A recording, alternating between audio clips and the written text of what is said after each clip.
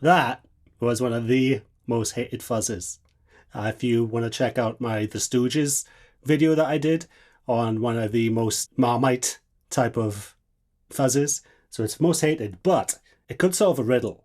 So, Norman Greenbaum is a one-hit wonder, you could say that. I think it's fair to say. But he came up with the riff, threw the fuzz into people's faces, and to this day, not one single person knows what that fuzz was, including Norman. So here's the legend of the riff. He had a Telecaster, which, because this is circular tone, got stolen. All the famous guitars that I cover get stolen. It's like a ritual. And inside, the actual fuzz was inside his guitar.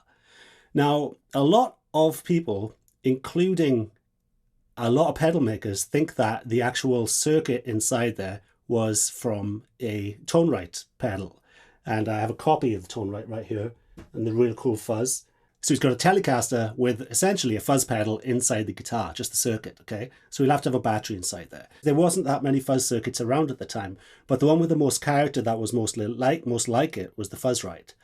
But there was this sputter effect to it. So it kind of like started to break up more than all these other fuzz circuits. So I got to thinking, I was trying to track it down, I was trying to do my research, and then I remembered a video which I did on SAG.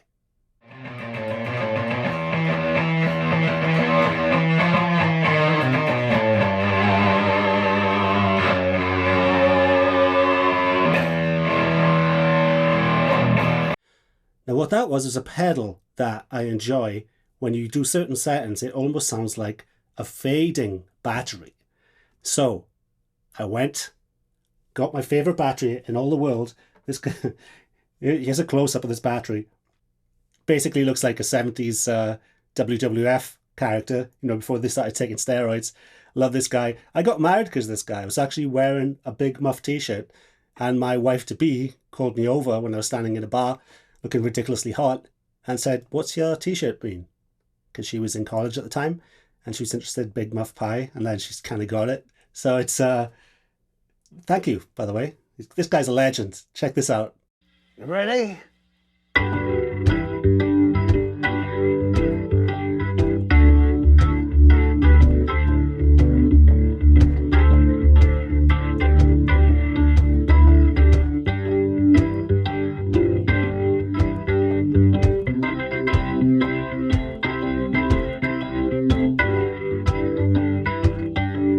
Fucking batshit. Love it. Rock and roll. So what I did was I took this battery. I knew this was, funnily enough, my wife actually keeps this battery amongst her little knickknacks because she just likes the face on it. She doesn't know it was the guy that owned Electro Harmonics. She didn't realize it was, my t-shirt. I told her recently and she was laughing because it's kind of weird how she got attached to this. So what I did, I knew this was, she was keeping this because it was kind of dead. So I actually tested it. So let's check this out. Test this battery. So this is what you need to look at.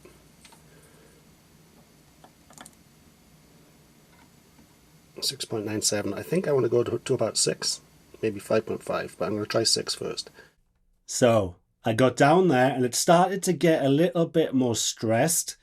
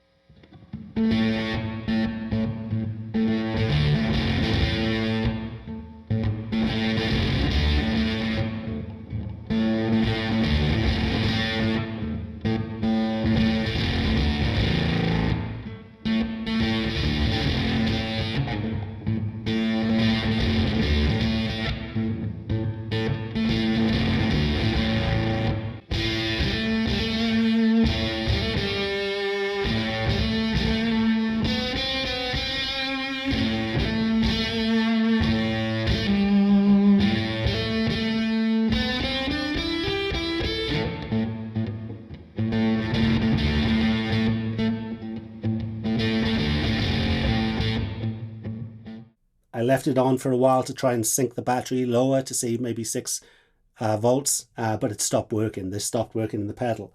So moving on, Smoking Amps Company. Okay, this pedal, as you can see, doesn't have a guitar input in it or nothing. It just has a knob and a switch. So what does it do? This starves, you put it in between your power supply and between your pedal, and it starves the voltage like a dying battery. But unlike a dying battery, you can go from practically on full to starved. It's time for the moment of truth. Let me just check one thing.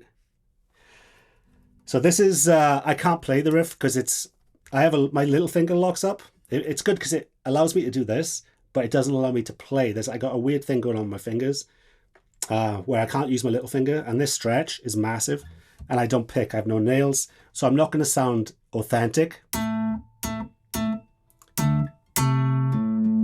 So let's try it full out first of all. Let's make sure this is turned off. It's going to be pretty loud. Check my levels.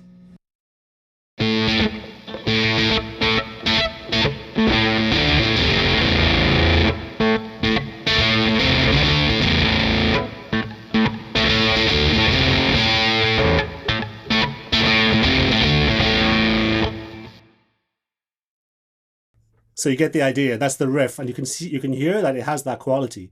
I'm running through an AC30 copy to check out all my mic positions and settings and everything. Just to check out my Instagram in the belows.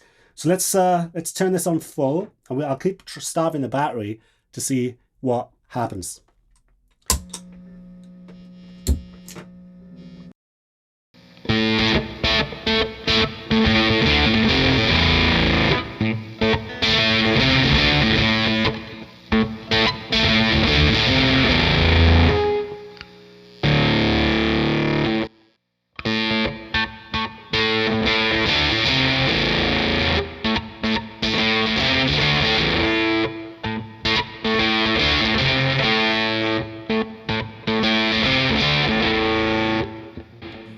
So no to that. Let's take it down a bit.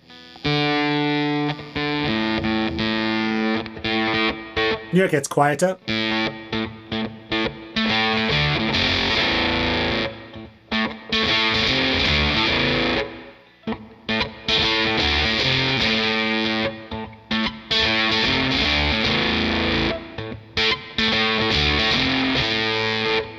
Nope, let's go all the way down. This is all the way off.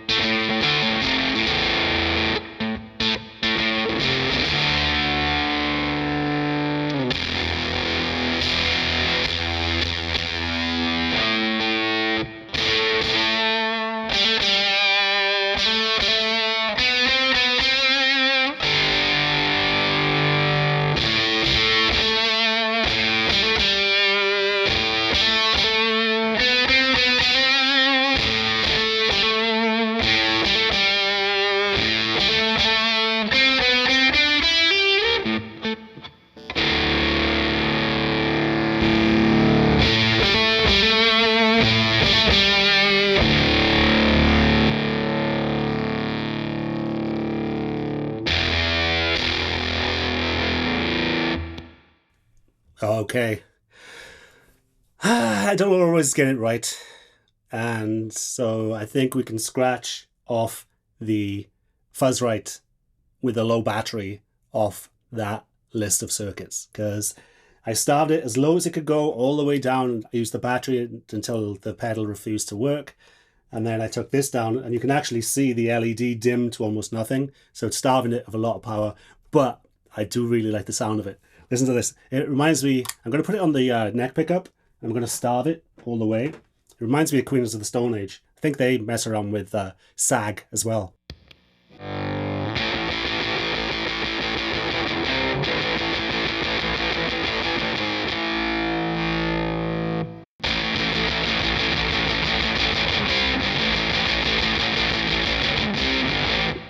Because this fuzz is so nasty, you've got to roll down the tone a bit.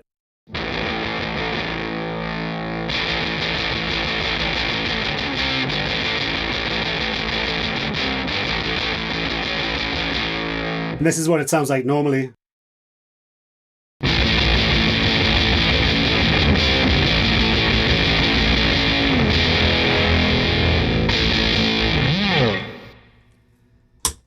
So, failure, because it's failed, is a part of scientific research. So at least now we can strike off the Fuzzroid pedal as being the spirit of the sky, and I will continue. We will go on.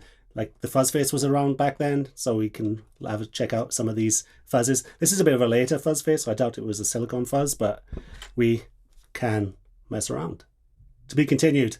If you have any information on this, I would love to know. If you know of anyone that was involved with making it, because it was just the usual, you know, one roadie, one guy, one mystery dude who mods somebody's guitar, and the guitar gets stolen, and then history is forgotten, because Spirit in the Sky is one of the best fuzz sounds that I've ever heard, because it's unobtainium, and gotta love that. I'm sweating. I'm passionate about this stuff. Getting fucking Alex Jones, the Alex Jones of tone. don't fucking spread that shit. You're only going to mention Alex Jones and you get demonetized. All right, chaps. Thank you to my patrons of tone. You guys are awesome. Nobody signed up since my last video, probably because I hit some black metal stuff, and that can get a bit sketchy. But that type of thing keeps my channel going. The channel's really struggling, and I appreciate it. Funnily enough, my tone videos don't get as many views as me blabbing on about random stuff. So if you would share and all that crap that nobody ever does, because middle-aged people watch my show and they don't use social media, you know, like kids, yeah, it would really help me out. So let that algorithm know that I exist.